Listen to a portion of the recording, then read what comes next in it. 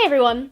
Today I want to talk about why I hated living on my own. So for those of you who don't know, from September 2016 to August this year, I was living on my own in a studio flat here in London. I had previously lived with 9 other people in one flat, which was a lot of fun, but I decided that for my second year I wanted to live on my own for a couple of reasons, including the fact that I didn't really want to bother having to sort out who I was going to live with, and I'd always liked the idea of living on my own anyway. I was so excited to move in. I'd had a rough couple of months following a breakup, and I was just so ready to be in a new space on my own.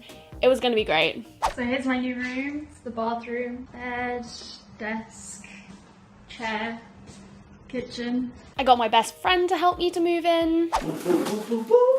Transformers, robots in disguise. And everything was great, and I was just so ready to have my new wonderful life living on my own, just like I'd always wanted. But by the time I moved out this August, I was so ready to go, and I don't think that I will ever want to live on my own ever again. The first thing is, I have so much stuff, and it was really difficult getting that all into such a small flat. It felt cramped, it felt messy, it felt really small. It was really hard to fit anything in anywhere.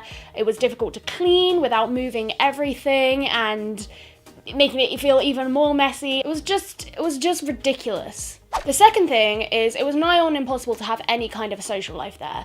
I couldn't host any parties, I couldn't have people over for dinner, I couldn't really have people stay over unless I squeezed them onto a tiny little airbed on the floor. There just wasn't any room for more than one person, and that sucked. I couldn't have any kind of social life in my own home. Thirdly, it meant that pretty much when I came home in the evenings or whenever, I pretty much came home, would have my dinner on my own, would sit at my desk doing stuff until I went to bed, and I wouldn't see anybody until I went out the next day. There was no one to talk to while cooking, there was no one to have like casual conversation or banter with in the evenings.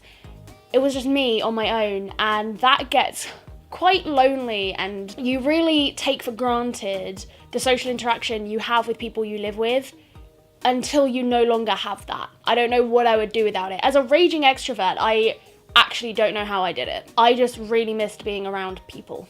Fourthly, I couldn't be house proud. It was really hard to keep the place very clean and tidy because I had so much stuff and it was such a small place.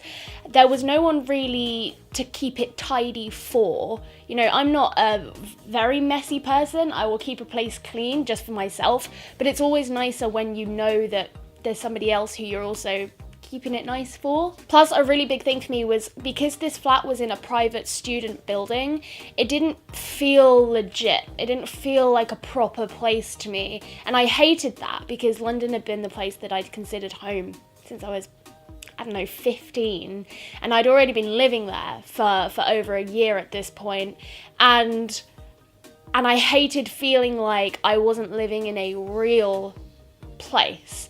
I wasn't proud of it. I wasn't proud of where I was living, and that's shitty. And the last major reason is, I had so many medical problems in that year that I was living there that it was actually just legitimately stupid for me to be living on my own. It's true I put the deposit down on this flat before any of that came into fruition, but it was still ridiculous. The number of times that I had to call my friends to get them to come and rescue me from my own flat because there was no one there who could have helped me. It was stupid.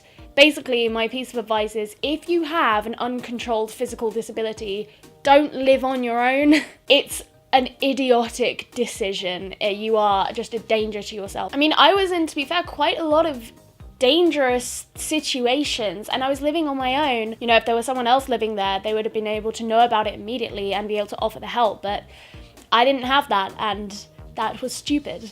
So that's my story as to why I hated living on my own. I thought I would tell it because I'd always loved the idea of living on my own. It was always something that I really wanted, and it turned out I fucking hated it. I am so much happier here in this flat. I have my lovely pet Bianca with whom I live, and it's just so much nicer, and I don't think I would ever go back to living on my own again because it was not nice It wasn't fun. So yeah, I hope you guys enjoyed that little story.